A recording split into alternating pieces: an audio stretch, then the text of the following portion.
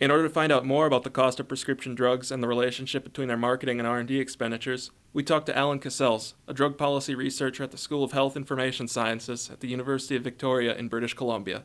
He is co-author, with journalist Ray Moynihan, of the book Selling Sickness, about the pharmaceutical industry's role in creating and marketing illnesses. We began by looking at the figure of 16% of the industry's sales being allocated to R&D over the last 7 years. Spending nearly twice as much on advertising as on R&D, as in many pharmaceutical companies, standard practice in most businesses like the auto industry?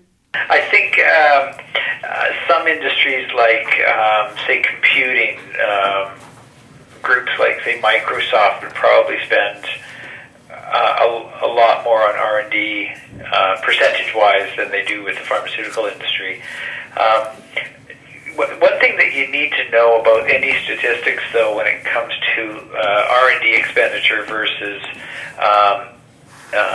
say, advertising or marketing expenditures, is that the devil is really in the details. And in fact, a lot of what is considered or is classified as R&D is really what we would call seeding trials. So, when you see the figures are roughly about 16% of the money spent is on, 16% of revenues goes towards R&D, and about 30% goes to marketing and administration. That 16%, a lot of that funding might actually be marketing. If the companies don't produce patentable products, and that's the key here, we're not talking about generic drugs here. We're talking about new products that you can get a 10 or 12 or 15-year patent on and prevent any competitor from copying your chemical. That's what you need to do. And, I would argue that even extremely small levels of percentages of profit would be able to do that. You don't need 18%. Cassels contends that these questionable studies and marketing expenditures drive up drug prices so that drug companies can recoup their costs. Prior to the FDA's slackening of direct-to-consumer regulation in its 1997 draft guidance, the drug industry in the U.S. spent virtually nothing on DTC advertising. This year it will probably spend upwards of $7 billion marketing to consumers. So you might say, well, where is that money coming from? That money is basically coming from the additional profits that they're going to make by doing this marketing. And that advertising would clearly be added to the price, to the price of the drug, in the sense that they're not going to be spending that kind of money unless they saw a return on investment.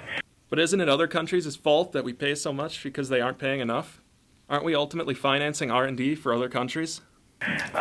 Most of the R&D, in fact, a fair majority of it is done outside the U.S. So to say that the United States is somehow providing the research or the companies in the U.S. providing the research that's helping the rest of the world is simply not true. With President Obama's recent investment in comparative effectiveness analysis, there are concerns that the research will not be utilized. However, Cassels believes that the research will prove beneficial in decision-making and could help curb expenditures on unnecessary drugs. We're actually working with a couple of researchers in the U.S. developing some guidelines around a thing called coverage with evidence development. It's kind of it's an international, I should say, movement where you've got payers, in our case provincial governments, in the U.S. it would be states, who would say, when new drug X comes along, the state government says, we're not sure if it's going to provide any value to our consumers, so we will cover it only within the context of a trial or a research setting. So what are some necessary steps to take when trying to drive down the country's drug costs? You have to stop paying for unnecessary drugs. You have to have a concerted effort to stop disease mongering, which is taking somebody who is shy, medicalizing their condition, pharmacologizing their condition, and so that this person goes from being a shy person to a person with social anxiety disorder to a person who is now a lifelong addict of Paxil. The drug industry's impressive profits typically hover around 18% or so, with its proponents saying that such a high rate of profit is required in order to facilitate innovation. Is this necessarily the case? Looking at other profitable industries can provide some much-needed perspective beyond the conventional wisdom. You have to look outside the pharmaceutical industry. I mean, does the automotive industry need 18%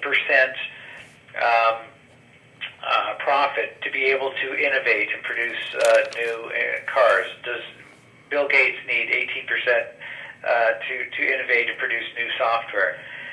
And when you start thinking about other industries, you say no. That whether you're getting 12% or 15% or 18% return on your investment, you just have happy investors. You have more people putting their money into your stocks and so on. But is that really leading to more innovative and breakthrough drugs? And I would say, don't think so. As more people become aware of the seemingly excessive expenditures made by drug companies in the promotion of drugs of dubious effectiveness, more administrative measures will be taken in order to reduce wasteful spending. Ideally, the fruits of comparative effectiveness research will expedite these improvements.